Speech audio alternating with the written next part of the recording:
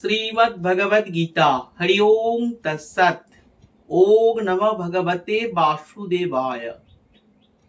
আজকে আমরা ক্লাস 12 এর তৃতীয় সেমিস্টারের শ্রীমদ্ ভগবদ গীতা নিয়ে একটু আলোচনা করব।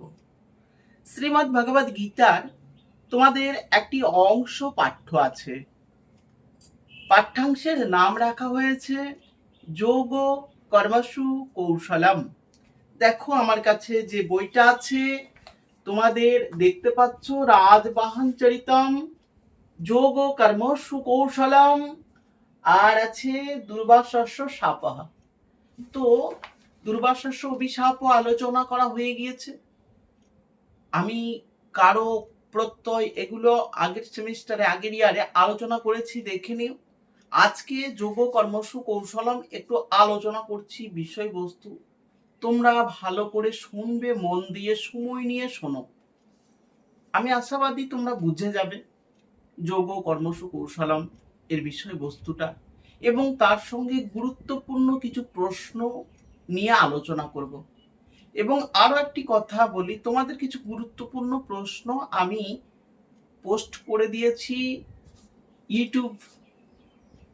জয়েন করলে পরেই তোমরা সেই প্রশ্ন উত্তরগুলো পেয়ে যাবে। সংস্কৃত, দর্শন ও বাংলা একত্রে একসঙ্গে পাবে, যেগুলো আমি ক্লাসে ছেলেদেরকে লেখাই, টিউশনিতে যে প্রশ্নগুলো লেখাই সেই প্রশ্নগুলো তোমরা কিন্তু পেয়ে যাবে মাত্র একটা সামান্যতম ন্যূনতম মূল্যের বিনিময়ে।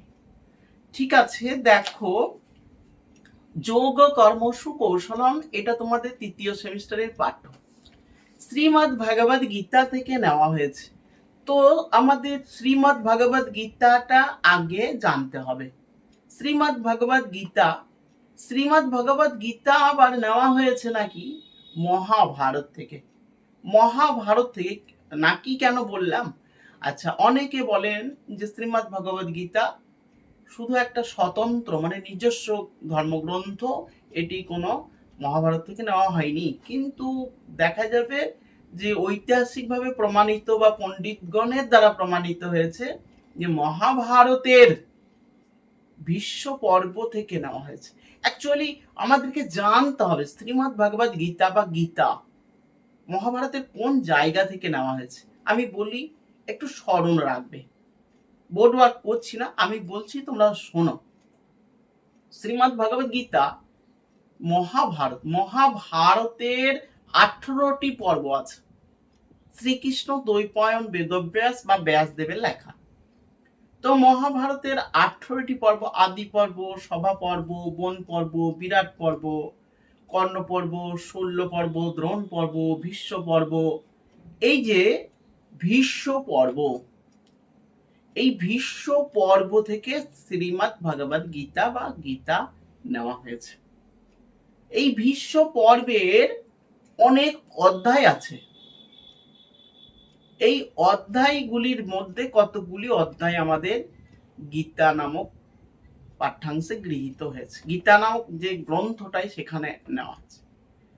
তো কতগুলি শ্লোক জানবো? 700টি শ্লোকের কথা। আমরা শ্রীমদ্ ভগবদ গীতা নেওয়া হয়েছে মহাভারতের ভীষ্ম পর্বের 25 নম্বর শ্লোক, 25 নম্বর অধ্যায় থেকে 42 নাম্বার অধ্যায় পর্যন্ত। দেখো 25 টু 42, 18টি অধ্যায় হচ্ছে, মানে 24টা বাদ দাও, 24-এর পর থেকে 25, 26 করে গোনো, দেখো পাবে 18টি অধ্যায়। এই পুরো অংশটা শ্রীমদ্ ভগবদ গীতা নামে পরিচিত। তাহলে শ্রীমদ্ ভগবদ গীতা কি? ব্যাসদেব রচিত মহাভারতের ভীষ্ম পর্বের 25 থেকে 42তম অধ্যায় হলো শ্রীমদ্ ভগবদ গীতা। ঠিক আছে, ক্লিয়ার? বেশ। এই শ্রীমদ্ ভগবদ গীতায় কি আছে, কি জন্য শ্রীমদ্ ভগবদ গীতার আবির্ভাব হয়েছে আমি একটু বলি তোমাদেরকে, পাঠ্যাংশ আসছি তারপরে। শ্রীমদ্ ভগবদ গীতা হচ্ছে কুরুক্ষেত্রের যুদ্ধের সময় বর্ণিত ঘটনা। যখন একদিকে কৌরব পক্ষ আর একদিকে পঞ্চ পাণ্ডব বা পাণ্ডবদের দলসমূহ আছেন, ভগবান শ্রীকৃষ্ণ তৃতীয় পাণ্ডব অর্জুনের রথে সারথি হয়েছেন। তো অর্জুন যুদ্ধ করবেন কৌরবদের সঙ্গে, কিন্তু দেখতে পাচ্ছেন যে কুরুক্ষেত্র রণাঙ্গনে গুরুদেব দ্রোণাচার্য, দাদা ঠাকুর, বিশ্বদেব, মামা শল্য, দাদা কর্ণ, দুর্যোধন জ্ঞাতি ভাই বা খুড়তুতো ভাই, তো নিচে জয়দ্রথ তাদের জামাই, তো সবাইকে দেখছে আপন। অর্জুন দেখছে আমি আপন, নিজের আপন লোকের সঙ্গে যুদ্ধ করব না কৃষ্ণ, আমি পারবো না, আমি এই যুদ্ধ করব না। অর্জুন রথের মধ্যে বসে পড়লেন। তখন শ্রীকৃষ্ণ অর্জুনকে ক্ষত্রিয় ধর্ম মনে করিয়ে দিলেন এবং যারা অন্যায় করে, অত্যাচার করে, তাদের শাস্তি না দিলে এই জগৎ অন্যায় অত্যাচারে ভরে যাবে। তাই অন্যায়কারীদের শাস্তির কথা তিনি বলেছেন। এই প্রসঙ্গে তিনি ভগবান শ্রীকৃষ্ণ, যাকে মহাভারতে সেই রকম ভাবে কিন্তু কোথাও ভগবান রূপে অর্জুন জানতেন না, বা আগে আমরা ভাগবত পুরাণ, যে সমস্ত পুরাণগুলো আছে, সেখানে কিন্তু একটা চরিত্র হিসাবে জানা গিয়েছিল অর্জুন, সেই জানতেন, অর্জুন জানতেন আমার সখা, বন্ধু, আত্মীয়। পরবর্তীকালে কৃষ্ণ গীতার ওই কুরুক্ষেত্র যুদ্ধে গীতার বাণীগুলি, মানে নিজের মুখ্য নিঃসৃত কথা অর্জুনকে জানালেন যুদ্ধে অনুপ্রাণিত করার জন্য। আর সেই ভগবান শ্রীকৃষ্ণের মুখ্য নিঃসৃত বাণী গীতা নামে পরিচিত হয়। গীতা শব্দের অর্থ হচ্ছে কথিত, কথিত, কথিত। তো যেহেতু ভগবান শ্রীকৃষ্ণ, অর্জুন, আর একজন আছে ধৃতরাষ্ট্র, আর একজন আছে সঞ্জয়, এই চারজনের বাণী আমাদের গীতার মধ্যে আছে। ধৃতরাষ্ট্র প্রথমেই গীতার শুরুতেই বলেছেন, ধর্মক্ষেত্রে কুরুক্ষেত্রে সমবেতা যজুঃসবা মমকা পাণ্ডবাশ্চৈব কিম কুর্বত সঞ্জয়ঃ। তো এটাই কিন্তু ধৃতরাষ্ট্রের প্রথম শ্লোক, এখানেই শেষ, যে আমার পুত্ররা কুরুক্ষেত্রে উপস্থিত হয়ে কি করলো। তখন সঞ্জয় ধৃতরাষ্ট্রকে বলছেন, আচ্ছা ধৃতরাষ্ট্রকে কেন বলা বলি চলছে? ধৃতরাষ্ট্র রাজা, রাজার শাসনে সবাই থাকে, রাজার অধীনে সবাইকে থাকতে হয়, কিন্তু ধৃতরাষ্ট্র যেহেতু অন্ধ, ধৃতরাষ্ট্র দেখতে পায় না, তাই ধৃতরাষ্ট্রকে এই যুদ্ধের, কুরুক্ষেত্র যুদ্ধে তো ধৃতরাষ্ট্র যেতে পারবে না, তো সেই যুদ্ধের কাহিনী, ঘটনা কিভাবে রাজা জানতে পারবে যে রাজাদের কৌরব পক্ষের, অর্থাৎ এই ধৃতরাষ্ট্র ওর ছেলেরা সব শয়তান, দুর্যোধন, দুঃশাসন, হ্যাঁ, সব দু দিয়ে নাম ওদের সব। তো এই যে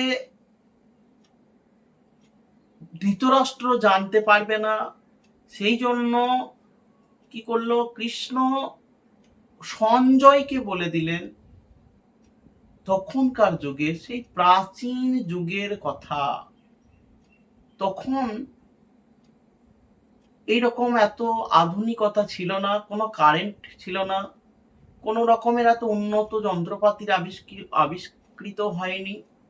তো সেই সময় দেখা গেল সেই ল্যাপটপে যেমন আমরা বিদেশের তথ্য সব দেখতে পাই, ছবি চিত্র সব দেখতে পাই, ভিডিও দেখতে পাই, সেই রকম ভাবেই কৃষ্ণ সঞ্জয়কে, অর্থাৎ ধৃতরাষ্ট্রের রাজসভার কর্মী, তো সেই সঞ্জয় দেওয়ালের মধ্যে ওই কুরুক্ষেত্রের লাইভ টেলিকাস্ট সেই সময় দেখেছিলেন মহাভারতে, দিয়ে ঘটনাগুলি ধৃতরাষ্ট্রকে বলেছিলেন।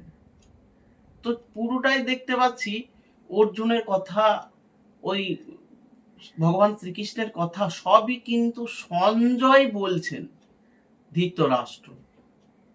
ঠিক আছে, তো আসি আস্তে আস্তে প্রবেশ করি আমাদের পাঠ্যাংশে। গীতাতে 18টি অধ্যায় আছে, প্রত্যেকটি অধ্যায়ের নাম যোগ। অর্জুন বিষাদ যোগ, সাংখ্য যোগ, কর্মযোগ, জ্ঞান যোগ, এইরকম ভাবে চলেছে।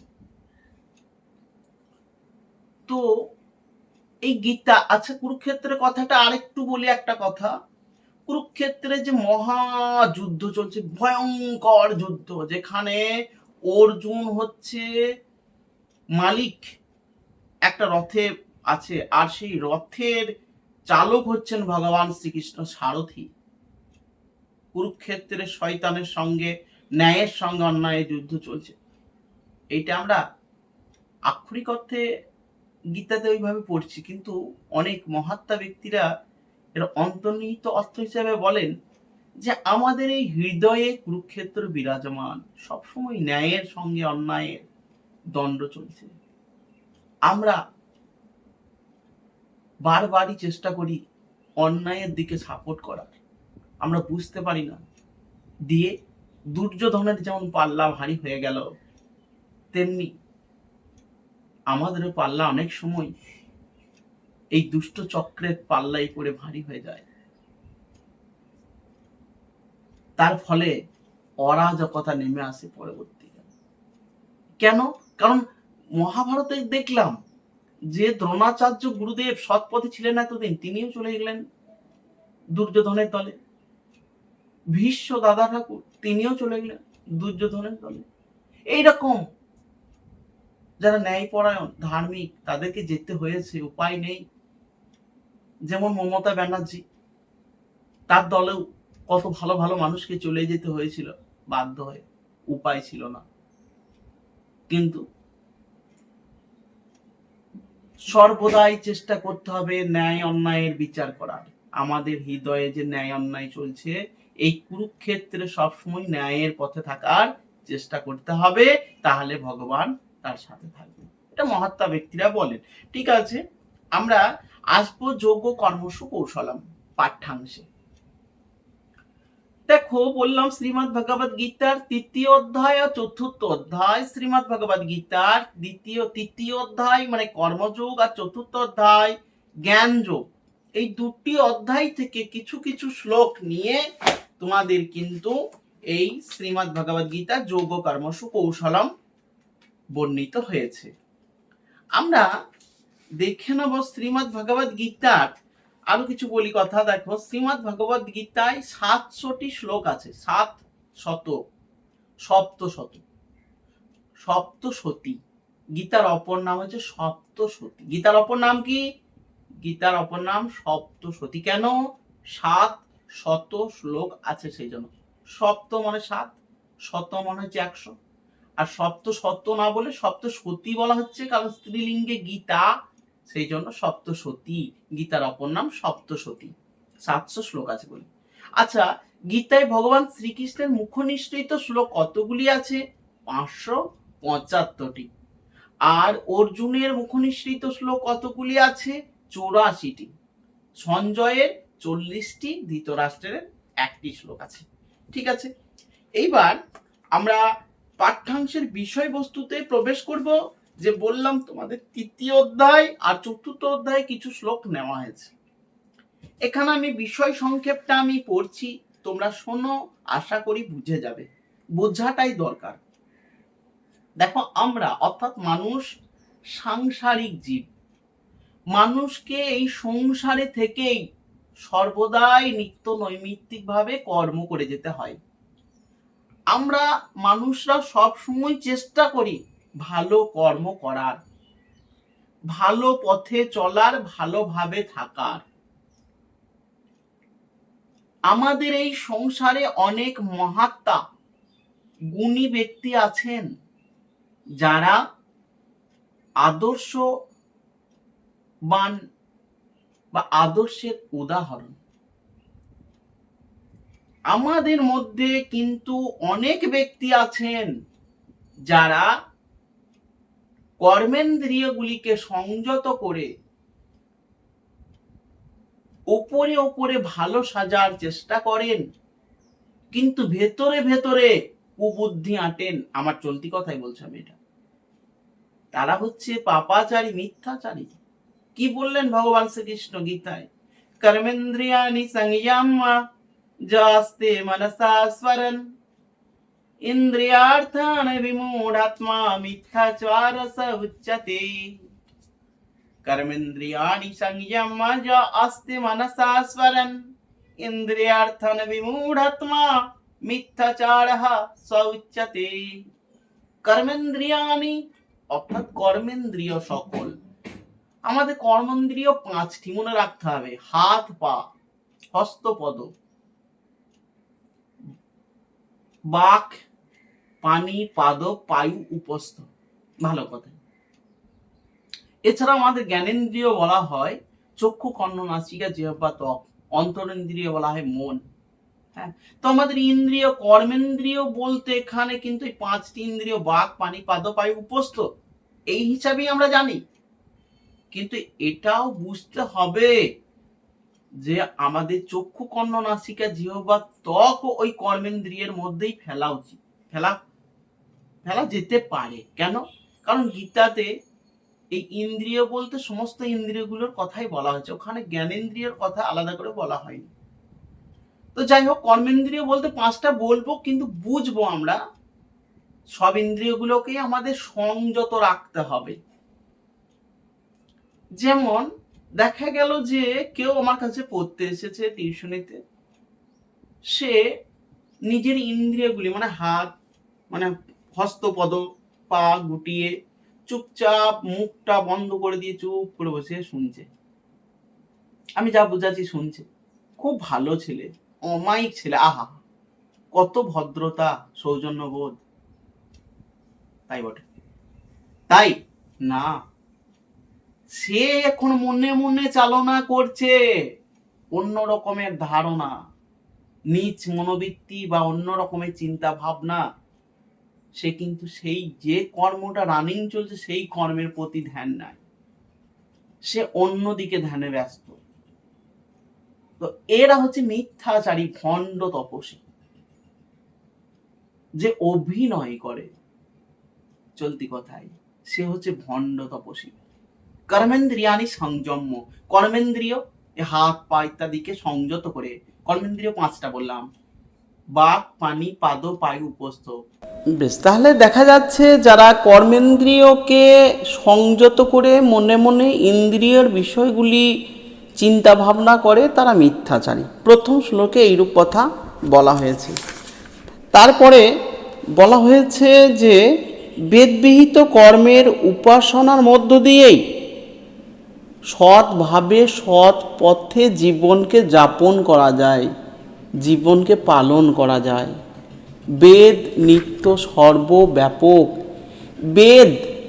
বেদ ঈশ্বরের নিঃশ্বাস থেকে তৈরি। বেদ কোনো ব্যক্তির দ্বারা রচিত নয়। তাই বেদের জ্ঞান পরম জ্ঞান।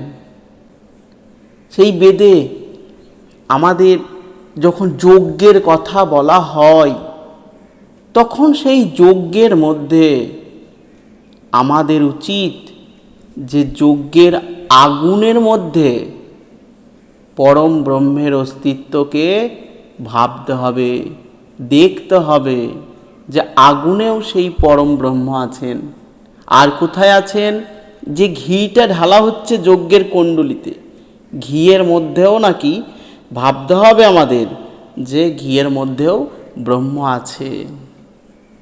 যিনি যজ্ঞ করছেন অর্থাৎ হোমকর্তা, অগ্নয়ে স্বাহা, যিনি যজ্ঞে আহুতি দিচ্ছেন তার মধ্যেও ব্রহ্ম আছেন ভাবতে হবে। আর কার মধ্যে ভাবতে হবে? 4টে জিনিস ভাবতে হবে। এক বলা হয়েছে, দেখো আমি বলি, বলা হয়েছে ব্রহ্মার পরনং ব্রহ্মহোবি ব্রহ্মগ্নৌ ব্রহ্মণাহুতম ব্রহ্মৈব তেন গন্তব্যম ব্রহ্ম কর্ম সমাধিনা। অর্থাৎ যজ্ঞ করার যে পাত্র, সেই পাত্রকে ব্রহ্ম ভাবতে হবে। যে ঘিটা পাত্রের মাধ্যমে দেওয়া হচ্ছে যজ্ঞ কুণ্ডলিতে, সেই ঘিটাকেও ব্রহ্ম ভাবতে হবে। যে অগ্নিতে ঘিটা নিবেদন করা হচ্ছে সেই অগ্নিকেও ব্রহ্ম দেখতে হবে। যিনি এই কর্মগুলো করছেন, অর্থাৎ যে ব্রাহ্মণ, যে পুরোহিত এই কার্যগুলোকে সমাধান করছেন, তার মধ্যেও ব্রহ্ম দর্শন করতে হবে। তত্ত্বদষ্টা জ্ঞানী ব্যক্তিরা সকলের মধ্যেই ব্রহ্মকে দর্শন করেন, সকল স্থানে ব্রহ্মকে দর্শন করেন। যারা অজ্ঞ, যারা মূর্খ, যারা ব্রহ্মকে দেখতে পায় না, তাদের কাছে সেগুলি জড় বস্তুর মতো বলে প্রতীয়মান হয়। আমাদের সাধারণ ব্যক্তিদের চোখে সেগুলো জড় বস্তু মনে হতে পারে, কিন্তু গুণী ব্যক্তিদের মধ্যে মনে হয় যে সবই ব্রহ্মর অস্তিত্ব বিরাজমান। তাই আমাদের উচিত সেই জ্ঞানী ব্যক্তিদের কাছে যাওয়া, জ্ঞান বৃদ্ধির জন্য তাদেরকে গিয়ে তৎ বিদ্ধি প্রণিপাতেন পরিপ্রশ্নেন সেবয়া উপদেক্ষন্তি তে জ্ঞানং জ্ঞানিনা তত্ত্বদর্শিনঃ। তৎবিদ্ধি, তা জানার জন্য, পরিপ্রশ্নেন প্রণিপাতেন, অর্থাৎ প্রণাম করে, শ্রদ্ধা ভক্তি নিবেদন করে। বিনয় গুণ হচ্ছে মানুষের বড় হওয়ার প্রধান লক্ষণ। যার মধ্যে বিনয় নেই, সে যদি কোনো কারণে ভালো জায়গায় পৌঁছেও যায়, পরবর্তীকালে তাকে বিভিন্ন ধরনের দুঃখের সম্মুখীন হতে হবে। আর বিনয় গুণের জন্য কেউ যদি পিছিয়ে থাকে, তাহলে বিনয় গুণের জন্য সে পরবর্তীকালে অনেক উঁচু জায়গায় পৌঁছাতে পারে। তাহলে আমাদের এই বিনয় ভাবটাই সব জায়গায় বজায় রাখতে হবে। তোমরা ছাত্র ছাত্রী, তোমাদের উচিত নম্রতা, ভদ্রতা, শিষ্টাচার, মার্জিত ব্যবহার, কথাবার্তা রুচিশীল, তোমাদের আচার আচরণ কালচার সব কিছু সভ্য হতে হবে। আর গুরুজনদের প্রতি একনিষ্ঠ ভক্তি থাকতে হবে।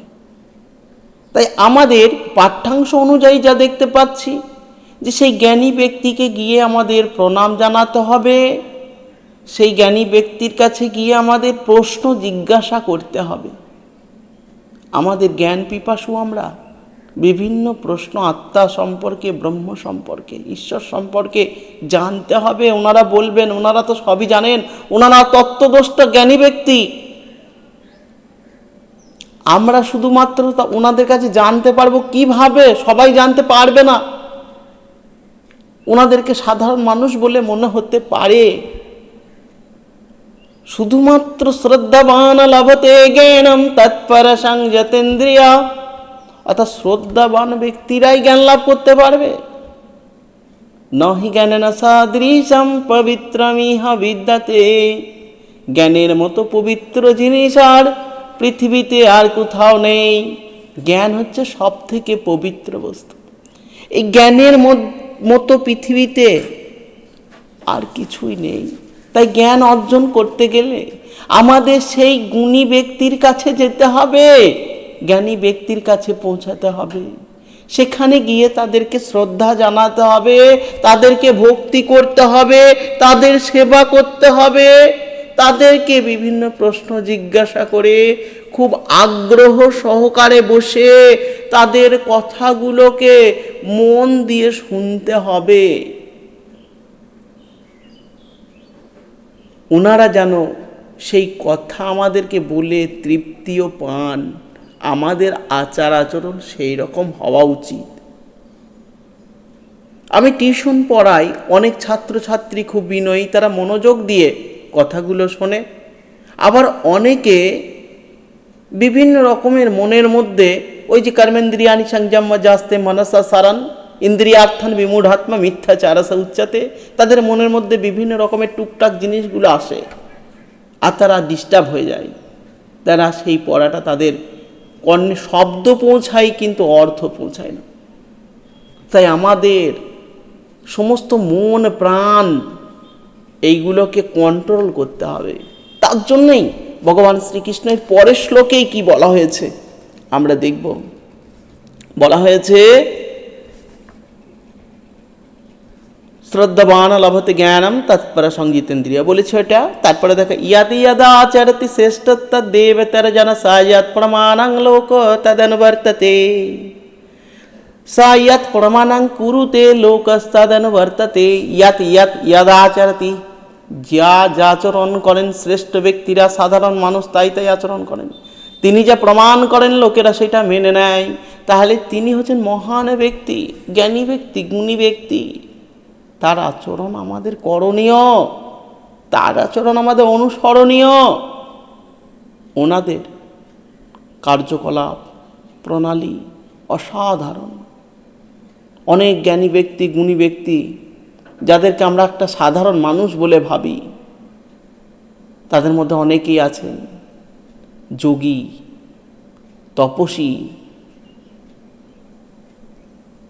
দেখা যাবে স্বয়ং আমাদের দেশের প্রধানমন্ত্রী নরেন্দ্র মোদীজি প্রতিদিন ভোর 3টায় উঠে যোগ ব্যায়াম সাধন করেন, ঈশ্বরের উপাসনা করেন, তপস্যা করেন, আরাধনা করেন। খাদ্যবস্তুর মধ্যে উনি জীবকে কন্ট্রোল করেছেন। আমাদের মতো নানা রকমের রাক্ষসের মতন আহার গ্রহণ করেন না। তো যাই হোক, আমাদের জ্ঞানী ব্যক্তির কাছে যেতে হবে, জ্ঞানী ব্যক্তিদের কাছে জ্ঞান আহরণ করতে হবে, জ্ঞানী ব্যক্তিদের আচরণ মেনে চলতে হবে। কিন্তু আমাদের ইন্দ্রিয়াণি মনবুদ্ধি অধিষ্ঠানম উচ্যতে এতই বিমোহিতি এষ জ্ঞানমাবৃত দেহিনাম। অর্থাৎ ইন্দ্রিয়গুলি মন, বুদ্ধি, কামের আশ্রয়স্থল বলা হয়। ইন্দ্রিয়গুলি মন ও বুদ্ধিকে কামের আশ্রয়স্থল বলা হয়। কাম কি করে? আয়নাতে যেমন ধুলো পড়ে গেলে পরে আয়নায় মুখ দেখা যায় না, তেমনি কাম আমাদের জ্ঞানকে আবৃত করে রাখে। আমরা জ্ঞান আর অর্জন করতে পারি না। কামের দ্বারা, ইন্দ্রিয় মন আর বুদ্ধির দ্বারা জ্ঞানকে আচ্ছন্ন করে রাখে। ভ্রান্তিতে আমরা ভরে যাই। আমাদের ইন্দ্রিয়গুলো ভুল পথে চলতে চলতে অভ্যস্ত হয়ে যায়। আমাদের মন ভুল পথে চলতে চলতে ভুলটাকেই সঠিক বলে ভাবতে লাগে। আমাদের বুদ্ধিও ভুল পথে ওই মনের দ্বারা চালিত হতে হতে সেই ভুল দিকেই এগিয়ে চলে। পরবর্তীকালে আত্মাও সেই পথে চলতে চলতে সেই ভুলই করে ফেলে। তাহলে আমাদের ইন্দ্রিয়, আমাদের মন, আমাদের বুদ্ধি, আমাদের আত্মা সকলই সেই ভ্রান্তিবশত আমাদের জ্ঞান, সঠিক জ্ঞানকে প্রকাশ করে না, সঠিক জ্ঞানকে জানতে দেয় না। আমাদের সেই সঠিক জ্ঞানকে জানতে হবে। পরের শ্লোকে বলেছে ইন্দ্রিয়াণি পরাণি আহ ইন্দ্রিয়েভ্য পরং মনঃ মনসস্তু পরা বুদ্ধির ইয়ো বুদ্ধে পরতস্তু সা।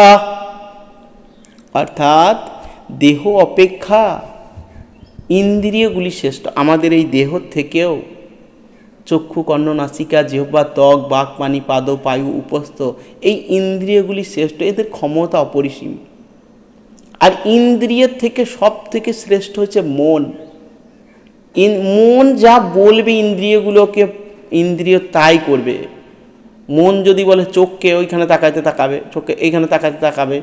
যে ইন্দ্রিয়কে যা বলবে মন, সেই ইন্দ্রিয় মনের তাই কথা শুনবে। তাহলে ইন্দ্রিয়ের থেকে মন বড়, মন শ্রেষ্ঠ। আর মনের থেকে বুদ্ধি শ্রেষ্ঠ। আবার মনকে যা বুদ্ধি যোগাবে, সেই বুদ্ধি অনুযায়ী মন কিন্তু চালনা করবে ইন্দ্রিয়কে। আর কি হলো? বুদ্ধি থেকে শ্রেষ্ঠ তিনি, অর্থাৎ আত্মা। বুদ্ধি থেকে সেই আত্মা শ্রেষ্ঠ। তাহলে চারটে কথা। এক হচ্ছে আমাদের দেহ থেকে ইন্দ্রিয় শ্রেষ্ঠ। এই দেহ বস্তু আছি, দেহ থেকে ইন্দ্রিয়গুলো শ্রেষ্ঠ। চক্ষু, কান, নাসিকা, জিহ্বা, ত্বক, বাক্পানি, পাদপায়, উপস্থ, এই ইন্দ্রিয়গুলি থেকে মন শ্রেষ্ঠ। মন শ্রেষ্ঠ হলো, মনের থেকে বুদ্ধি শ্রেষ্ঠ, বুদ্ধি শ্রেষ্ঠ হলো, বুদ্ধির থেকে আত্মা শ্রেষ্ঠ। তাহলে এই ধাপটা মনে রাখো, দেহ থেকে ইন্দ্রিয় শ্রেষ্ঠ, ইন্দ্রিয়ের থেকে মন শ্রেষ্ঠ, মনের থেকে বুদ্ধি শ্রেষ্ঠ, বুদ্ধির থেকে আত্মা শ্রেষ্ঠ। দেহের থেকে ইন্দ্রিয়গুলি শ্রেষ্ঠ, ইন্দ্রিয় থেকে মন শ্রেষ্ঠ, মনের থেকে বুদ্ধি শ্রেষ্ঠ, বুদ্ধির থেকে আত্মা শ্রেষ্ঠ। যস্য সর্বে সমারম্ভা কাম সংকল্প বর্জিতা জ্ঞানাগ্নিদগ্ধ কর্মাণং তমাহু পণ্ডিতং বুধ।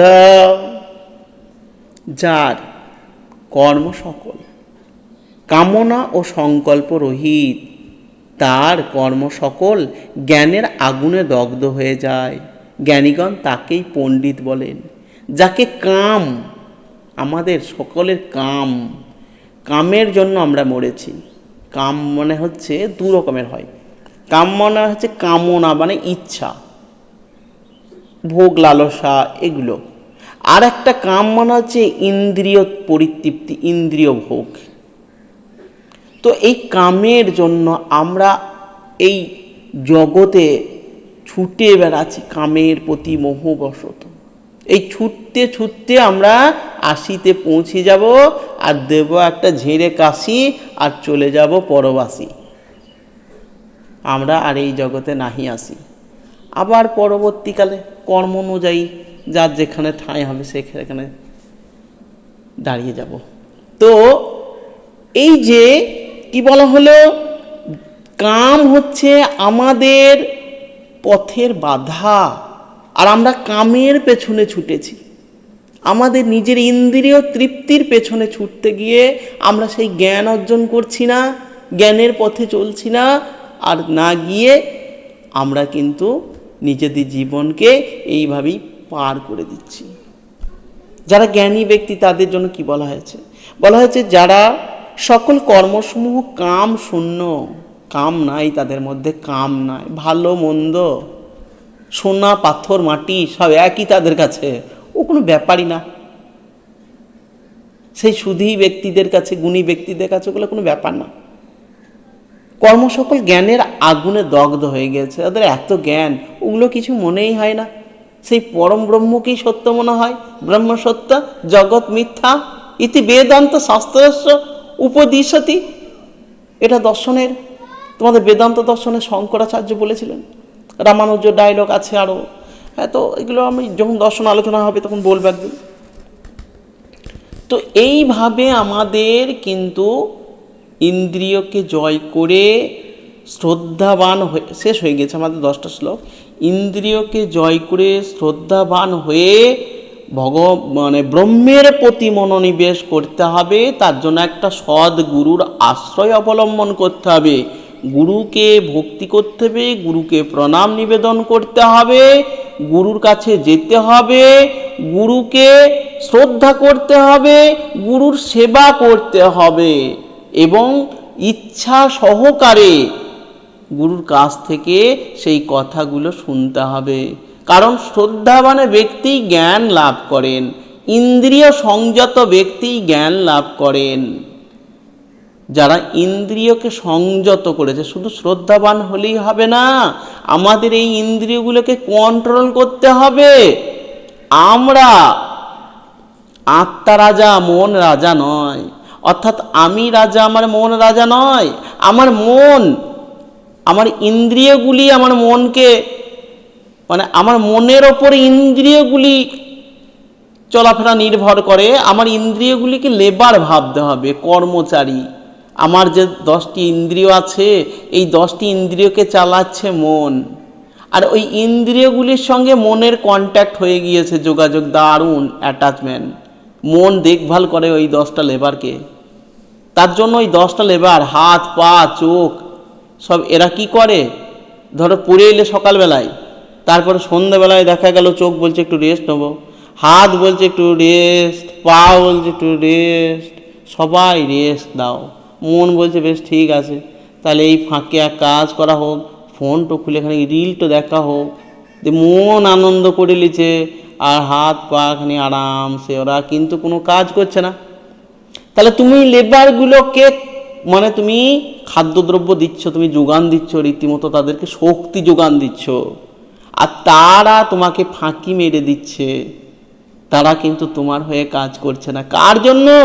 তোমার মনের জন্য।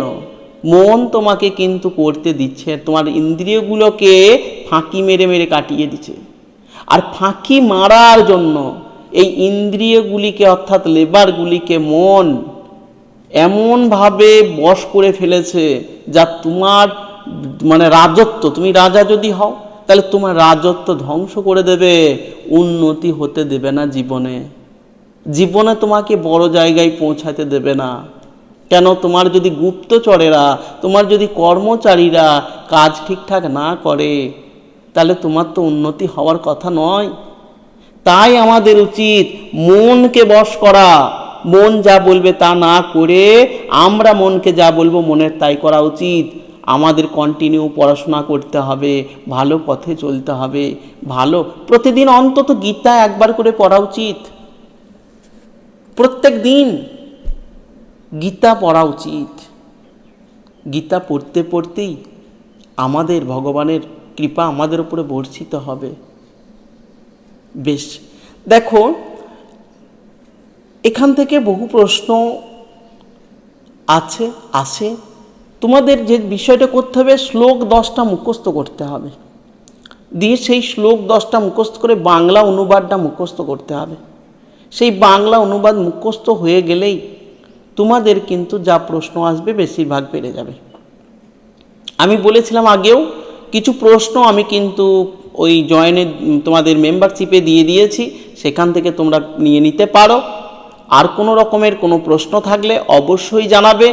এই যে আজকের যোগ কর্মসু কৌশলম অল্পর মধ্য দিয়ে বোঝানোর চেষ্টা করলাম, যদিও সময় অনেকটাই লাগলো অন্যান্য দিকগুলো বলতে গিয়ে।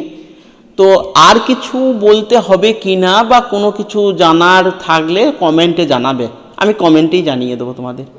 আর যদি ভিডিও করার প্রয়োজন হয় তখন ভিডিও করা যাবে। আর যদি কিছু তোমাদের আরও কিছু বলার থাকে অবশ্যই কমেন্ট করে বলবে। যারা এতক্ষণ পর্যন্ত ভিডিওটি দেখলে তারা আমার একটি প্রশ্নের উত্তর দেবে, তাহলে আমি বুঝে যাব তোমরা এতক্ষণ পর্যন্ত ভিডিওটি দেখেছো। তোমরা আমার এই প্রশ্নের উত্তর দাও, শ্রীমদ্ ভগবদ্ গীতা বা গীতা 700টি শ্লোক আছে। প্রথমেই বলে দিয়েছিলাম গীতা সপ্তশতী, তাহলে গীতার অপর নাম কি? তোমরা আমাকে কমেন্টে জানাও গীতার অপর নাম কি। ঠিক আছে, তাদের প্রতি আমার দু হাত ধরে আশীর্বাদ থাকছে। ঠিক আছে, আজকে এইটুকুই আলোচনা করলাম।